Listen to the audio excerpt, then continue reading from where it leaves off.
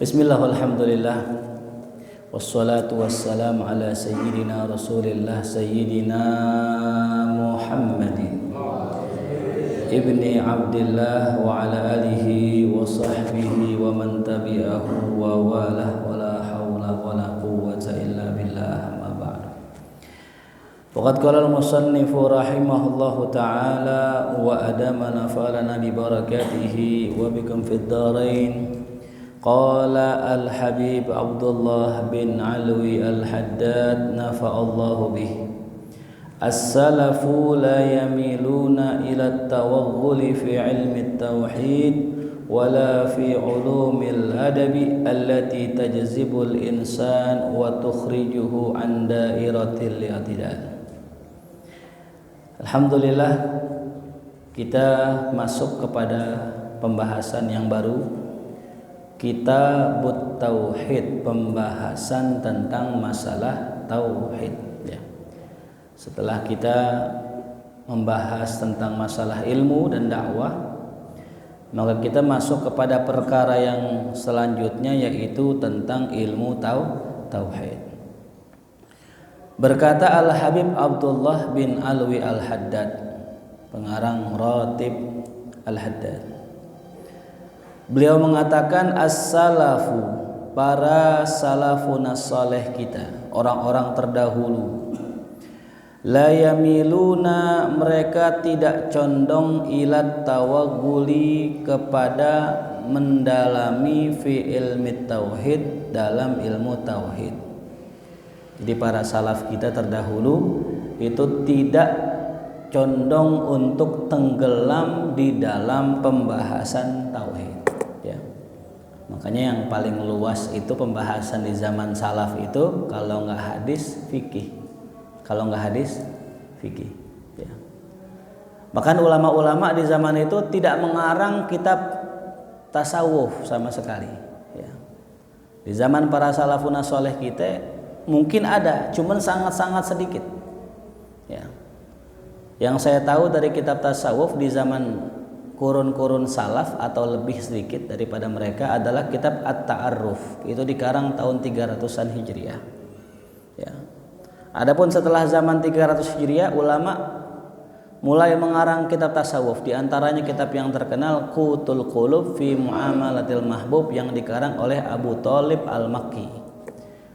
Nah, itu kitab Qutul Qulub menjadi rujukannya Imam Ghazali dalam mengarang kitab Ihya Ulumuddin. Ya, jadi kitab di zaman dulu ya pembahasannya seputar hadis dan fikih kebanyakannya ya. Mereka tidak tidak terlalu mendalami dalam masalah ya tauhid ya. Nah, wala fi ulumil adab, dan juga tidak pada ilmu-ilmu adab yang mana tajzibul insan, bisa menarik manusia dan mengeluarkannya daripada wilayah ya objektivitas atau wilayah pertengahan ya. Jadi ulama-ulama juga dalam masalah adab juga beda-beda tuh ya. Pernah saya baca gini dalam kitab Tanbihul Muqtarrin, ada salah satu ulama, dia itu kalau ada orang nongkrong, orang maksiat, dia nggak mau salam, nggak mau ngucapin salam. Ditanya, Syekh, kenapa engkau nggak salam sama mereka? Mereka kan muslim juga. Apa kata jawabannya? Kalau saya salam kepada mereka, terus mereka tidak jawab salam saya, maka mereka berdosa gara-gara saya. Karena mengucapkan salam sunnah, menjawab salam wajib. Itu kata ulama sebagian dalam kitab Tanbihul Muqtarrin. Tapi ternyata beda dengan pemahaman Imam Nawawi dalam kitab Al-Adhkarnya.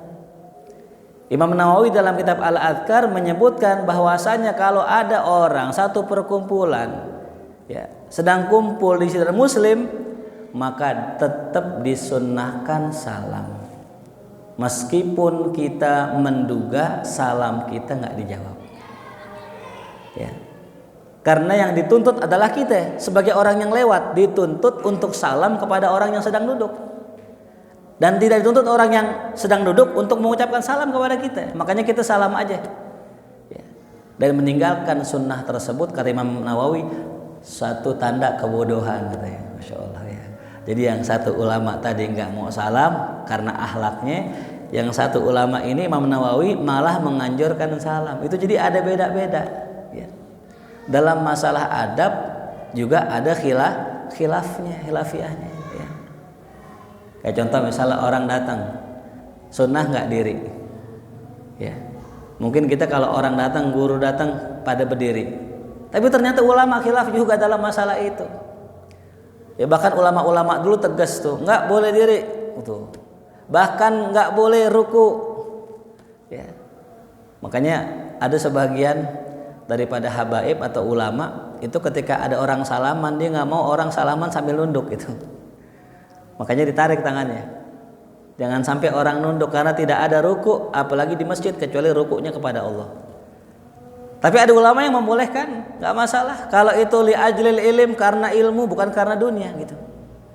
Ya. Kalau kita kan sekarang banyak begitu ya, nunduk, salim, ya ame, caleg tuh. Ya. Kalau caleg kira-kira yang kita harapin apa biasanya? Ya amplop, ya duit tuh. Bukan karena Allah. Nah, jadi dalam masalah tauhid ada khilafnya, dalam masalah fikih ada khilafnya, begitu pun dalam masalah adab ada khilafnya. Makanya kalau kita ngeliat orang Arab kalau sama anak kecil yang cium tangan bukan anak kecilnya, tapi yang cium tangan siapa? Orang gedenya yang cium tangan. Ya.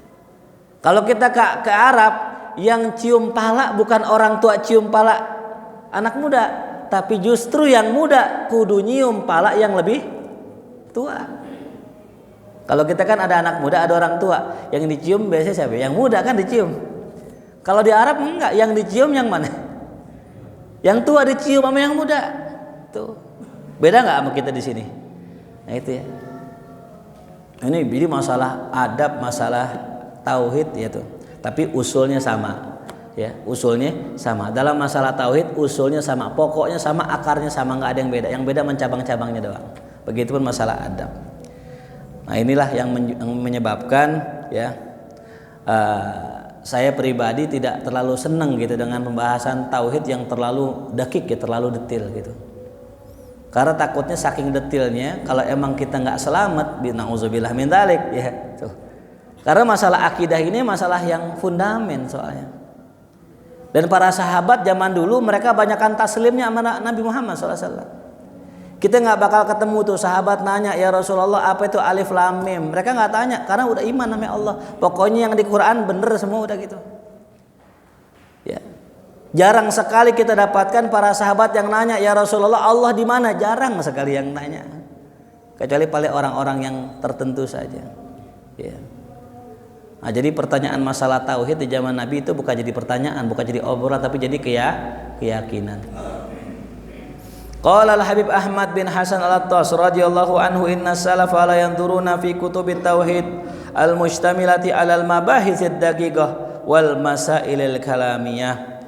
Berkata Habib Ahmad bin Hasan al-Attas radhiyallahu anhu, inna salaf, sesungguhnya para salafun saleh kita, la yanzuruna fi kutubit tauhid, tidak suka membaca, memperhatikan kitab-kitab tauhid yang di dalamnya ada pembahasan yang detil-detil dan permasalahan tentang ilmu kalam. Ya. Jadi ulama-ulama salaf nggak senang tuh, ya, dengan yang bahas-bahas yang terlalu detil gitu ya. Ya. Makanya kalau kita ngelihat Quran kan isinya tauhid semua. Ada gak sih yang rumit? Nggak ada. Walaupun Quran bahas tauhid, tapi pembahasan Quran ringan. Orang awam bisa paham dengan istilah-istilah yang dipakai sama Quran. Innallaha sami'un alim, Allah maha mendengar, lagi maha tahu. Kalau yakin Allah maha dengar, maha tahu, nggak bakal maksiat. Kalau yakin maha mendengar, maha tahu, nggak bakal ngerintih masalah rezeki. Kenapa? Allah maha dengar, Allah maha tahu. Ya, segitu mudahnya orang memahami tauhid dari Quran. Makanya kalau orang sudah yakin dengan Al-Quran, dengan keyakinannya dengan Quran kuat, ya hidupnya tenang. Lain sama orang yang bergelut dalam dunia ilmu kalam. Nah makanya kata Imam Ghazali, ya orang yang disebut ahli tauhid bukan yang ngerti ilmu kalam, ilmu teologi tentang Syiah, Mu'tazilah, bukan, kata Imam Ghazali. Dalam kitab Ihya, Imam Ghazali mengatakan ahlu tauhid, orang yang ngerti tauhid adalah orang yang kalau ngelihat makhluk dia lihat kholiknya. Orang yang kalau ngelihat dunia ya makhluk dilihat penciptanya. Pandangannya tembus kepada Allah. Begitu ahli tauhid, kata Imam Ghazali. Ya, jadi kalau kita ngelihat keindahan bulan, yang kita lihat pencipta bulan siapa? Allah. Kalau kita ngelihat ada masalah, yang kita lihat pencipta masalahnya siapa? Allah. Ya. Nah, jadi itulah ahli tauhid, orang yang pandangannya tembus kepada Allah, tidak terhijab dengan makhluk gitu. Makanya sering nih kita terhijab nih, contoh orang sholat zuhur atau enggak sholat maghrib ya, yang bacaannya jahar.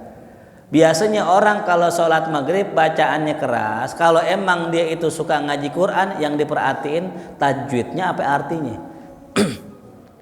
Tajwidnya yang diperhatiin, panjang pendeknya apa maknanya? Panjang pendeknya. Kenapa? Ntar kalau aneh salah baca diprotes.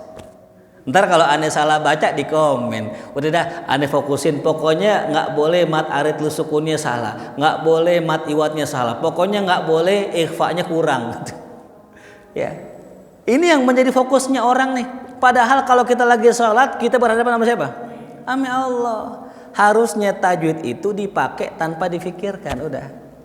Kayak orang naik motor kan ya. Orang naik motor kalau baru tumben belajar motor masih mikir nggak kapan sen kanan, kapan sen kiri kan gitu, kapan naikin gigi. Kalau baru belajar, kalau lama-lama dah mikir gak? Enggak, udah lepas aja. Kadang ambil ngantuk bisa bawa motor tuh ya. Sama bawa mobil kapan nginjek koplingnya, kapan ngegasnya, kapan ngeremnya, kapan ya kopling setengah. Kalau baru belajar mikir gak? Tapi kata kalau udah lancar tuh udah nggak mikir dia. Sama kayak orang baru jadi imam, mungkin baru awal-awal masih mikirin tajwidnya, tapi lama-lama lupain dah tuh. Apalagi masih mikirin ini Ros apa Bayati nih, apa Nahawan. Ini masih terhijab dengan bacaan Quran. Padahal sholat kita menghadap Allah. Tuh. Ada yang nyari kaki ya, Allahu Akbar nyari kaki. Kaki mana dikejar kaki orang. Itu udah fokus kaki, bukan fokus sama siapa ya. Jangan ngelihat kaki, kita nengok dikit aja ke sejadah orang, misalnya sejadahnya bagus gitu. Kita nengok begitu, Allah udah gak nengok sama kita. Allah berpaling sama orang yang lihat kepada tempat sholat orang lain. Apalagi liatin kaki kita. Nyari-nyari. Kalau mau nyari kaki sebelum sholat. Tuh belum sholat nih kita nih. Nah nyari kaki dah tuh. Mana kaki nih? Tempelin gak apa-apa. Kalau minggir ya udah jangan ditempelin lagi. Selesai. Lagi juga nempelin hukumnya mubah bukan sunnah. Yang sunnah rapet. Makna rapet gak mesti nempel. Ini pemahaman sebagian orang salah ya. Orang-orang Wahabi mahaminnya yang namanya rapet nempel, nggak mesti nempel. Iya. Coba duduk rapat-rapat, apa nempel semua? Kan kagak. Yang penting deket gitu. Seukuran apa? Seukuran kagak ada bisa orang sholat di situ gitu. Itu namanya rapet. Nggak mesti apa tuh?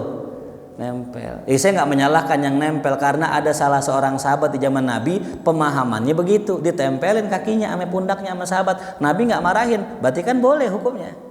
Bukan sunnah bukan, yang sunnah kayak sahabat, yang penting dekat gitu. Nah jadi jangan fokus di kaki, fokus di mana? Ya. Fokus kita menghadap Allah. Qala Sayyiduna Asy-Syaikh Abdullah Al-Aidrus, hadza mislu ayyaqula ahadukum fi ma'radil madah. Fulan laisa bihaika wa laisa bihujjam wa hakadha wa dzalika dzammun la madah. Ya. Nah, jadi hadirin ya. Ini kita ngelihat sekarang ini fenomena banyak nih orang berdebat tentang ilmu tauhid ya. Bahkan saya sempat membaca postingan ada salah seorang habaib, Masya Allah. Ini habaib menentang Syekh Akbar Ibnu Arabi ya. Syekh Akbar Ibnu Arabi yang kita kenal ini namanya Syekh Akbar ya, wali besar. Nah, kebanyakan orang kalau udah masuk ke ranah situ pasti nyalahin. Makanya ulama sekelas Imam Haddad itu mewanti-wanti kita jangan baca kitab beliau. Kenapa jangan baca? Beliau ini wali, cuman perkataannya nggak bisa dipahami sama orang sembarangan. Nah, jadi kalau kita baca kitab-kitab ulama, enggak semua kitabnya mesti kita baca. Makanya paling aman kitab apa yang dibaca? Ke kitabnya Imam Haddad, jelas sudah. Imam Haddad kitabnya jelas, Nashaihu Diniyah, kitab Risalah, Muawanah, itu udah jelas baca itu. Nah, termasuk kitab Imam Al-Ghazali. Jangan kita baca kitab Syekhul Akbar walaupun beliau wali, tapi bukan kelasnya kita untuk baca kitab itu. Kemudian hukiya anna Imam Abul Hasan Asy'ari radhiyallahu anhu sa'ala Syekh Aba Ali Al-Jubai. Nah, ini ya, Abul Hasan Asy'ari tokoh ulama tauhid kita. Jadi kalau mazhab kita Syafi'i, kalau tauhid kita Asy'ari Maturidi gitu. Ini dulunya Abul Hasan Al-Asy'ari ini orang Mu'tazilah. Orang apa? Mu'tazilah. Jadi asalnya sesat. Kemudian punya guru namanya Syekh Abu Ali Al-Jubai. Syekh Abu Ali Al-Jubai. Ya. Wa huwa yuqarrir mas'alata wujubis shalah, dan beliau sedang mengorek atau mencari pendapat yang benar tentang masalah wajibnya Allah berbuat baik. Jadi kalau kata orang Mu'tazilah, Allah wajibnya berbuat baik, nggak boleh berbuat jahat, nggak boleh berbuat buruk. Kita ahlu sunnah meyakini yang namanya takdir ada baik, ada buruk. Walaupun Allah berkehendak yang baik, tidak berkehendak yang buruk gitu. Tapi kalau kata Mu'tazilah enggak, pokoknya baik semua. Allah nggak nyiptain yang buruk gitu. Ini kata Mu'tazilah. Karena nggak logis. Masa Allah maha baik menciptakan keburukan? Nah, ya. Masa Allah maha baik menciptakan sakit? Nggak mungkin. Pasti sakit dari manusia, bukan dari siapa? Bukan dari Allah. Ini kata Mu'tazilah. Ya. Faqala lahu ma taqulu fi salasati ikhwatin mata ahaduhum muti'an wal akhar 'asiyan wa tsalis saghiran. Al-Imam Abul Hasan Asy'ari nanya sama gurunya Syekh Abu Ali Al-Jubai tentang 3 orang yang mati. 3 orang yang mati. Kata beliau, satu yang pertama orangnya taat, yang kedua tukang maksiat, yang ketiga anak kecil. Wahai guru, bagaimana pendapat Anda tentang 3 orang? 1 orang ini taat, 2 ini maksiat, yang ketiga anak kecil. Kata gurunya, al-awwal yusabu fil jannah. Orang yang mati dalam kondisi taat akan diberi pahala di dalam surga. Yang kedua kata gurunya, yu'aqabu finnar, yang maksiat akan disiksa di neraka. Nah, yang ketiga, anak kecil la yusab wa la yu'aqab. Anak kecil itu tidak diberi pahala dan tidak pula dihukum. Nah, ya. Mulai Syekh Abul Hasan Asy'ari bingung nih, enggak dikasih pahala, enggak dihukum. Kalau kita gimana? Anak kecil masuk surga. Anak kecil masuk surga. Gitu. Maka berkata Imam Asy'ari, fa in qala tsalis ya Rabb. Wahai guru, saya mau tanya nih, kalau seandainya yang kecil ngadu sama Allah, wahai Allah, lima amattani saghiran, kenapa engkau matiin saya dalam kondisi kecil? Walam tubqini ila an akbura fautika liuthaba fil jannah. Kenapa engkau matikan saya dalam kondisi kecil? Kalau engkau panjangin umur saya sampai saya gede, maka saya bisa taat kepadamu sampai saya masuk ke dalam surga. Tuh kata Abul Hasan Asy'ari tuh. Ngadu nih, ini kok bisa begini, kok nggak adil, yang kecil nggak adil ini, ya nggak surga, nggak neraka kan gitu. Coba panjangin umur saya, kata anak kecil itu gitu, kata argumentasinya Imam Asy'ari.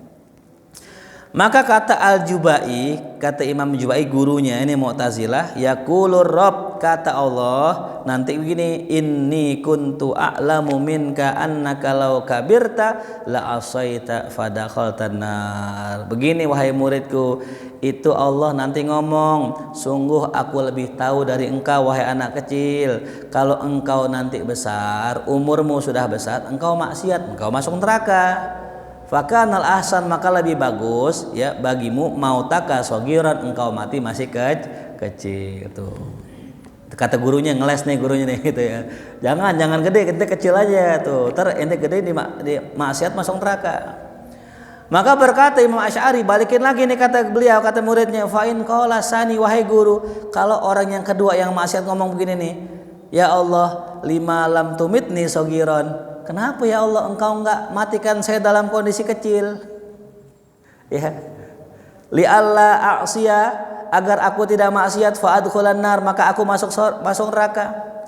Terus apa guru yang dikatakan Allah kalau orang yang maksiat bilang begitu juga? Ngapa enggak matiin aja masih kecil? Kan tadi anak kecil enggak gede karena apa? Takut maksiat. Apa kata gurunya? Fabuhital Jubai. Imam Jubai diem, nggak bisa jawab pertanyaan muridnya tuh ya. Karena standar ganda namanya nih, standar ganda. Ya. Kita ahlu sunnah pemahamannya gimana? Sorga, neraka, hak prerogatif Allah. Ya, ahlu sunnah nih. Orang masuk sorga bukan karena taatnya. Orang masuk neraka bukan karena maksiatnya, tapi masuk surga karena rahmat Allah, masuk neraka karena keadilan.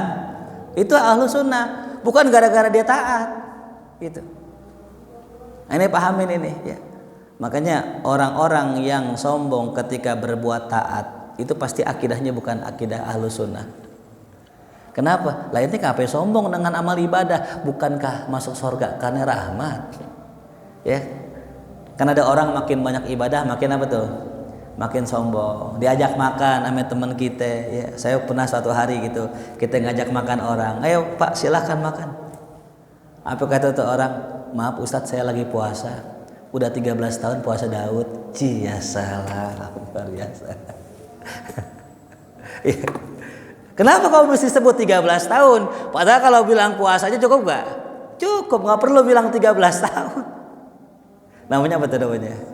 Nah, namanya riya tipis-tipis, hadirin. Tipis-tipis, nggak kasar, nggak ada muqaddimahnya. Ya samalah kayak ada orang gitu ya, misalnya doain Ustaz, doain saya. Emang kenapa? Aneh sakit nih, habis pulang umroh yang ke-13 kali. Ya salah tuh kan. Kan tipis-tipis namanya ya gitu.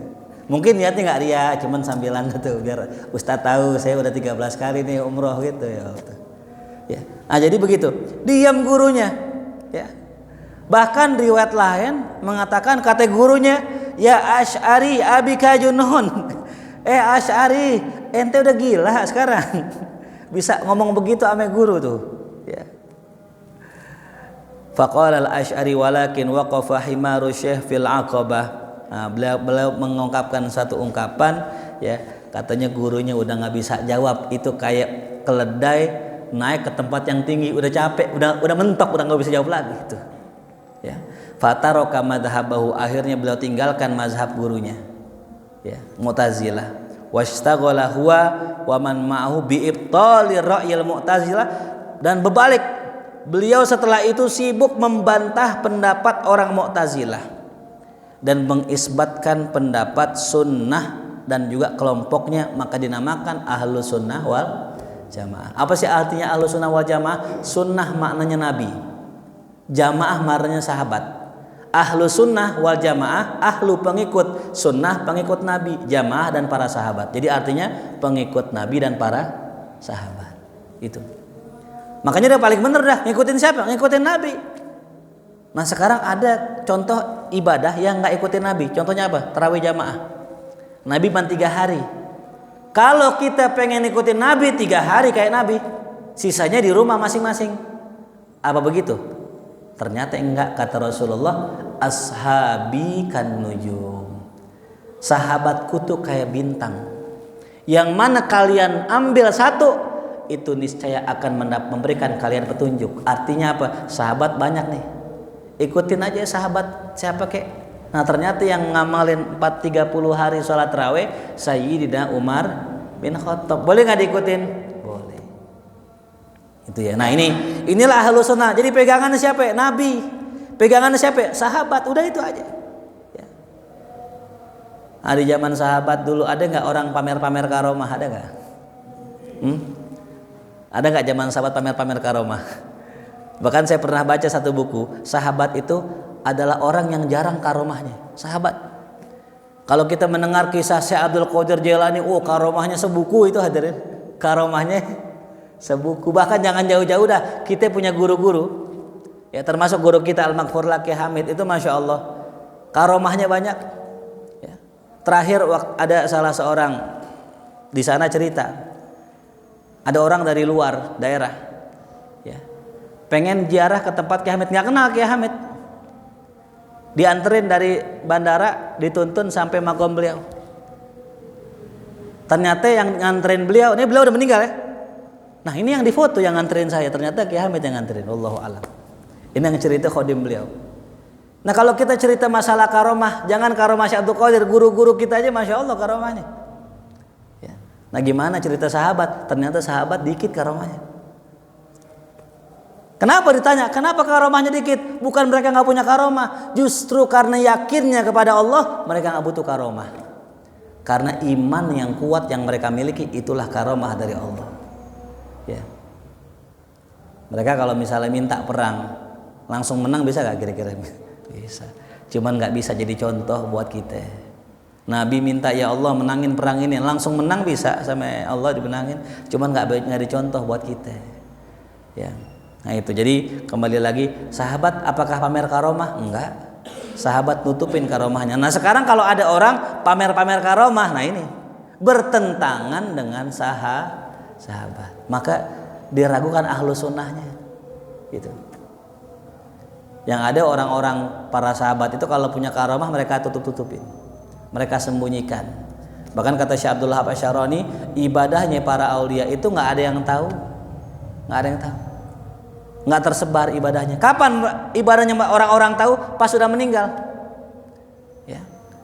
Jadi kayak yang tadi itu ya, puasa Daud sekian tahun itu di masa hidupnya orang nggak tahu di puasa Daud. Kenapa? Kalau udah ketahuan sama orang, nah itu bisa jadi batal tuh amalannya tuh.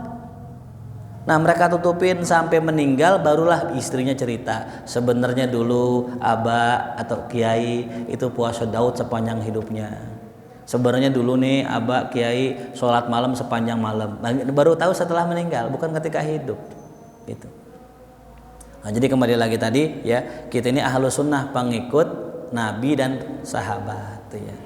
Nah ini kata ulama zaman dulu itu tiap-tiap generasi ada mujaddidnya, dan termasuk Abul Hasan Asy'ari mujaddid, pembaharu agama tiap 100 tahun, dan beliau ini munculnya di tahun 200. Tahun 100 Hijriah muncul Imam Syafi'i, tahun sebelum 100 muncul Umar bin Abdul Aziz. Jadi Umar bin Abdul Aziz di masa itu beliau luar biasa, tahun 100 kurang. Setelah itu 150 Hijriah muncul Imam Syafi'i. Tahun 200 muncul Imam Abul Hasan Al-Asy'ari. Ya. Dan beliau ini madhabnya Syafi'i. Gitu. Nah sekarang ada nih orang yang menyelewengkan, ya, diselewengin. Katanya Imam Asy'ari tobat dari pemahamannya ini. Nah ini jawabannya nggak betul. Ya. Kenapa? Karena murid-murid beliau tidak berubah pendapatnya dengan pendapat gurunya. Kenapa bisa ada pendapat baru? Ya. Contoh misalnya gini, kita ngaji sama Kiai Utsman misalnya, almarhum Al-Maghfurlah. Ya. Ada yang mengatakan Kiai Utsman sebelum meninggal jadi Wahabi, nauzubillah. Nah kita nggak usah lihat itu, lihat aja muridnya. Muridnya gimana? Wahabi nggak? Enggak kan? Nah berarti enggak. Itu mah omongan orang doang. Ya. Itu fitnah. Ya. Jadi kita jangan gampang termakan fitnahnya. Ada nih orang yang masukkan kitab beliau namanya Al-Ibanah. Ya. Jadi katanya Imam Abul Hasan Asy'ari 3 kali berubah tauhid. Yang pertama dari akidah Mu'tazilah berubah jadi Ahlus Sunnah. Yang ketiga berubah menjadi itu orang Wahabi tadi, pemahaman Atsari itu. Ini ada salah satu udah ada sekarang muncul begitu pemahaman seperti itu. Ini kita bantah. Ulama-ulama Asy'ari dari zaman dulu sampai zaman sekarang la yataghayyar, enggak berubah. Enggak berubah sama sekali. Nah, dan tiap-tiap mujaddid tadi dari Imam Umar bin Abdul Aziz, Imam Syafi'i, Imam Asy'ari sampai Imam Al-Biqai, Imam Al-Ghazali, Imam Baqillani, Imam Nawawi, Imam Suyuti, itu semua mereka punya konsep ngambil yang tengah-tengah. Konsepnya sama semua, ya, konsepnya ngambil yang tengah-tengah. Apa maksudnya? Kata Allah dalam Quran, ya, kita ini adalah ummatan wasatoh. Umat apa? Wasat, tengah-tengah. Ya. Itu dalam surah Al-Baqarah. Nah, karena kita umat tengah-tengah, begitupun kata Nabi khairul umur awsatuha, sebaik-baik perkara pertengahannya, maka ulama-ulama yang diutus sama Allah untuk menjadi munjadid, mereka itu berada di tengah-tengah. Ya. Contoh, Imam Syafi'i di tengah-tengah antara kubu fanatik hadis dengan kubu fanatik rasional atau logika. Ya. Kan dulu terbagi dua kelompok. Ada ahli hadis, pokoknya hadis, dikit-dikit hadis. Ini hadis, itu hadis. Ada kelompok nggak logika, pakainya logika. Ini kelompoknya Abu Hanifah. Nah, Imam Syafi'i di tengah-tengah, menengahkan antara kubu yang demen hadis sama yang pakai logika. Imam Syafi'i. Datang setelahnya Imam Asy'ari, menengahkan antara kelompok Qadariyah yang nggak percaya dengan takdir dan kelompok Jabariyah yang dikit-dikit takdir Allah. Ini takdir Allah, baiknya takdir Allah, buruknya takdir Allah. Pokoknya aneh ngapa-ngapain, aneh takdir Allah aja. Nah, itu namanya Jabariyah. Tengah-tengah. Imam Ghazali datang nengah-nengahin antara siapa? Kelompok yang ahli sufi dengan ahli syariat. Ada yang orang sufi banget, ya, bajunya bulu domba dan sebagainya, nggak mau kerja dan sebagainya, zuhud lah gitu. Ame orang syariat. Di tengah-tengahnya Imam Ghazali. Ya. Karena zaman dulu ribut tuh, ulama fikih ame ulama tasawuf ribut, ditengahin Imam Ghazali. Dah fikih ame tasawuf gabung. Makanya kitab Ihya isinya apa tuh? Fikih tasawuf. Setelahnya ada Imam Nawawi tuh, menggabungkan seluruh pendapat-pendapat mazhab yang terpencar-pencar dari mazhab Syafi'i, digabungin, ditengahin dalam kitab Minhajnya. Terus tuh ya. Nah, itu makanya ulama-ulama yang kayak begini muncul 100 tahun sekali. Nah, wallahu alam tahun ini siapa kita nggak tahu. Wakil ada yang mengatakan tahun 2000 ke bawah, ya, itu Syekh Mutawalli Asy'arawi, salah satu ahli tafsir di Mesir. Mungkin sebagian para jamaah kenal ya, Syekh Mutawalli Asy'arawi, tahun 1900-an itu zamannya beliau. Nah, kalau sekarang udah tahun 2000, ya, 2000 ke atas, berarti belum ada mujadid nih. Ya. Wakila wallahu alam, katanya Imam Mahdi. Kalau Imam Mahdi berarti apa tuh? Kiamat berarti itu. Ya. Tapi kita nggak tahu ya, wallahu alam, itu rahasia Allah. Ya. Nah, itu hadirin ini. Kemudian waqafa rajulun. Nah, sebab awal mula kenapa adanya aliran Mu'tazilah ini ada ceritanya. Ada seorang laki-laki, dia ini duduk di majelisnya Imam Hasan Basri. Imam Hasan Al-Basri ini rahimahullah, beliau adalah tokoh ahlu sunnah wal jamaah, muridnya Sayyidina Ali bin Abi Thalib. Ya. Hasan Al-Basri.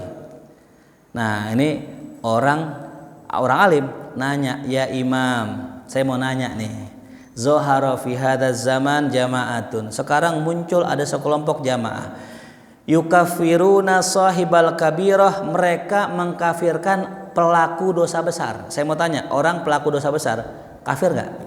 Enggak. Minum khamr dosa besar, apa kafir? Enggak. Zina dosa besar, apa kafir? Enggak. Tapi zaman dulu ada orang nganggep orang dosa besar itu kafir. Ya. Yakni bihim al khawarij, yang dimaksud sama beliau adalah khawarij. Juga ada guru, saya mau nanya nih, ada sekelompok orang yang mengatakan la yadurru ma'al iman maksiatun, tidak akan maksiat itu bisa mencelakai iman. Artinya orang kalau udah beriman, zina nggak apa-apa, nggak berkurang imannya. Kalau kita kan ahlu sunnah al iman yazid wa yanqus, iman tuh naik turun, yazid bit taat, nambah dengan taat, kurang dengan Nah, kata orang ini kalau maksiat nggak apa-apa. Iman orang NU tidak berkurang sedikit pun gitu katanya ya. Saya masih ingat tuh kalimat itu. Itu kayak omongan siapa ini? Ini omongan orang apa nih? Murji'ah namanya.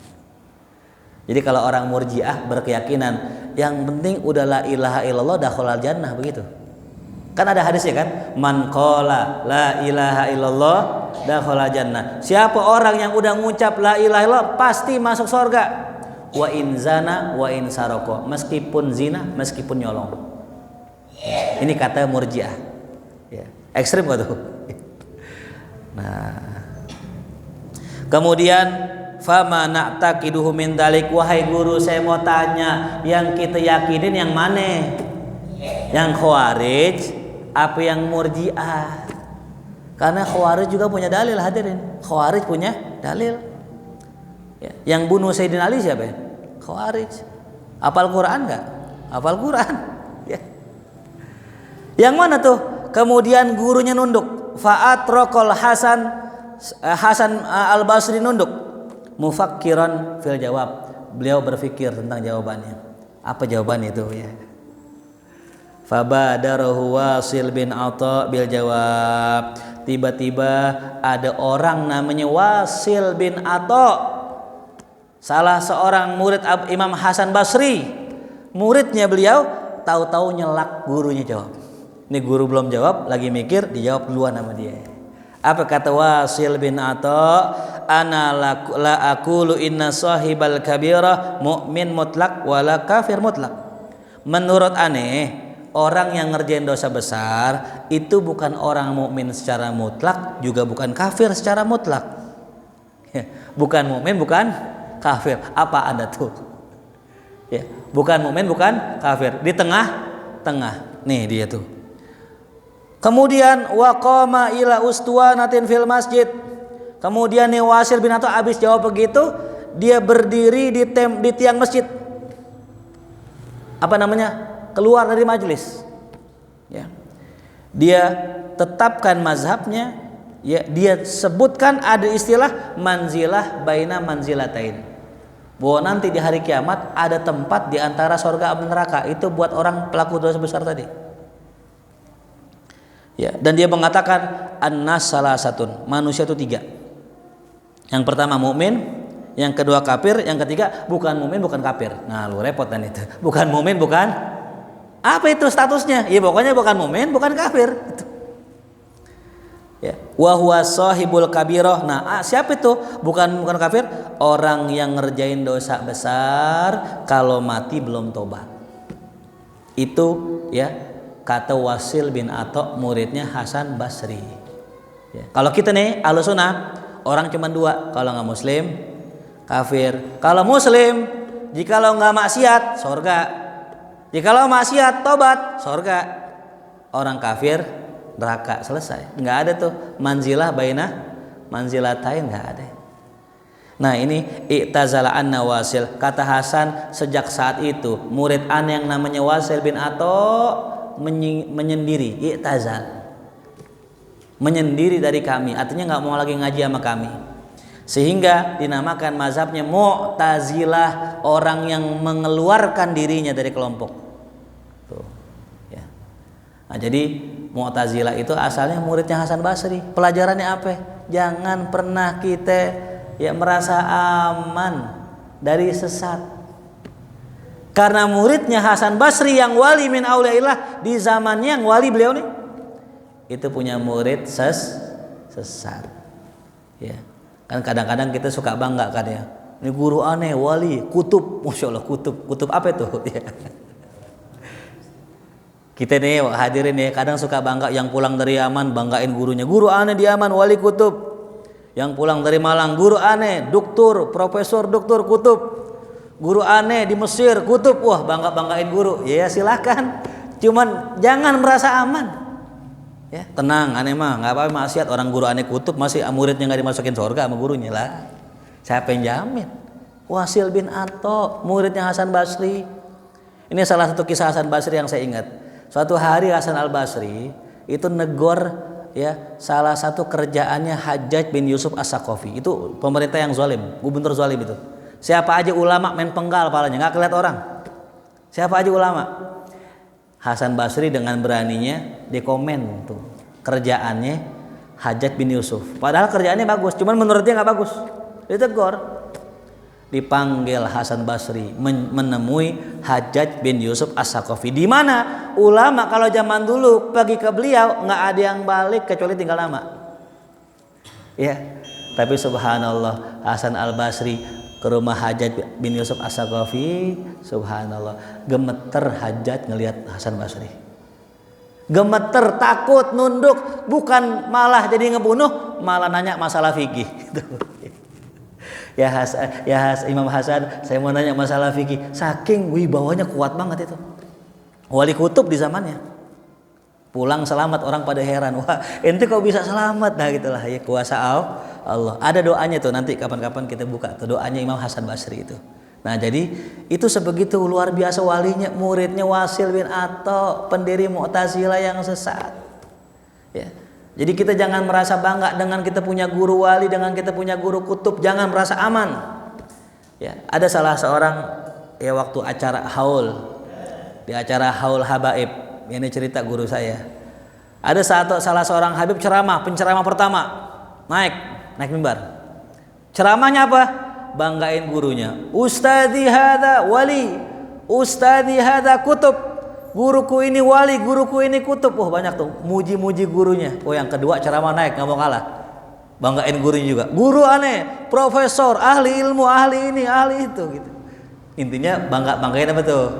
Gurunya. Naik penceramah yang ketiga. Ya, subhanallah.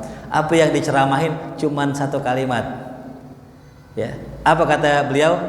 Al-murid laisal murid man yaftakhiru syaikhahu walakinnal murid man yaftakhiruhu syaikhuhu. Murid yang sejati itu bukan murid yang banggain gurunya. Tapi murid yang sejati adalah murid yang dibanggain sama gurunya. Semua yang kedua satu diem deh, iya salah aneh ceramah tadi itu. Allahu Akbar. Buat apa kita banggain guru? Kalau guru nggak bangga sama kita tuh, ya. Makanya ini masya Allah tuh pelajaran besar buat kita dari Imam Mazhab, ya Hasan Al Basri, ulama besar, punya murid Wasil bin Atha. Nah maka pelajarannya gini, ada salah satu pelajaran dalam ilmu fikih, ya dikatakan kullu ma quti'a min hayyin fahuwa mayyit. Setiap yang terputus dari yang hidup maka dianggap bangke. Ya, pelajaran dalam kitab fikih, kalau ada kucing, hewan hidup, kemudian bulunya copot, kata ulama bulu yang copot namanya bangke. Maka nggak sah orang sholat di karpetnya ada bulu kucing. Setiap yang terputus dari yang hidup maka dikatakan bangke. Tapi ulama tasawuf beda lagi penafsirannya. Apa kata ulama tasawuf? Mereka katakan setiap yang terputus dari guru yang hidup, terputus dia, nggak ngaji lagi, nggak taklim lagi, maka itu murid bangke namanya. Murid apa? Bangke. Najis gak tuh? Najis tuh. Ya. Ustadz saya udah nggak ngaji lagi sama guru, cuman saya masih nonton streamingnya di YouTube, masih nyambung, masih hidup namanya, belum bangke. Ustadz saya udah nggak mondok di pondok guru saya udah keluar, udah lulus, masih hidup namanya, belum jadi bangke.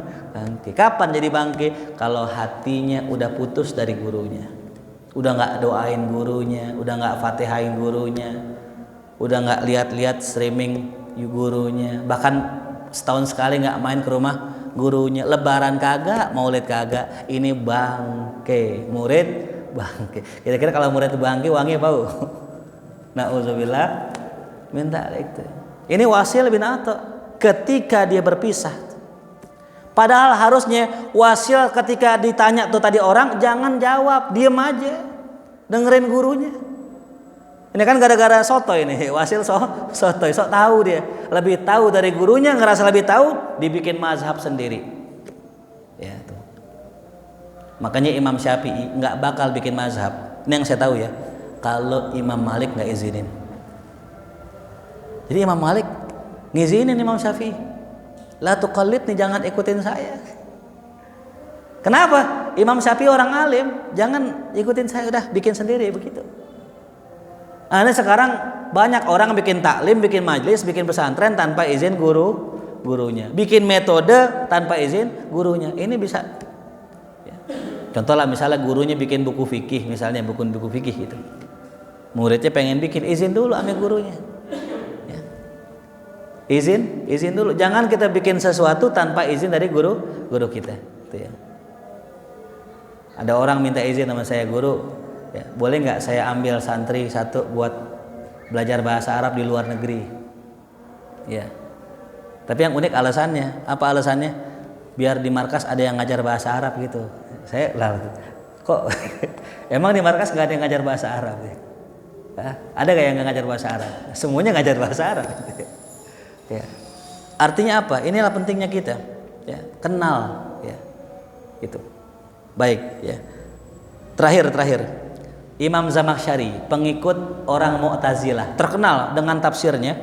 Suatu hari dia menikah, ya, dengan anaknya seorang qadhi di Mekah. Ya. Kalau Mekah dulu ahlu sunnah. Nah, jadi Imam Zamakhsyari Mu'tazilah kawin sama orang ahlu sunnah. Ini hati-hati nih, pelajaran ya buat kita. Bini penting ini, cari bini yang sepaham dah. Ya. Ini Mu'tazilah, bininya ahlu sunnah. Kemudian apa? Ya, fa'aba. Ya. Kemudian dilamar Imam Zamakhsyari, nggak mau tuh. Gitu. Walamma alimatil bintu qalat li abiha Iqbal hana. Bapaknya nggak terima, ente apa-apaan, Mu'tazilah ngelamar anak-anaknya, aneh ahlu sunnah.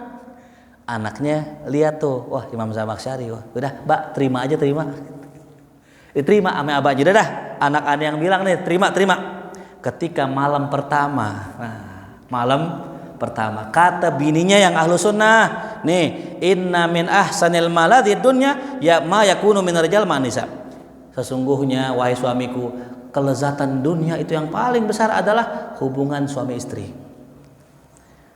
Wala budda minal amal fi hadhil laila sab'ina marrah. Maka aneh pengen merasakan hubungan suami istri sebanyak 70 kali semalam ini. Berapa kali? 70 kali. Itu jangan nyengir, ente kayak tahu aja, jangan nyengir. Sekarang saya mau tambah jamaah. Ya, sekali sanggup, 2 kali masih sanggup, 3 kali. Itu keluarnya angin doang hati itu.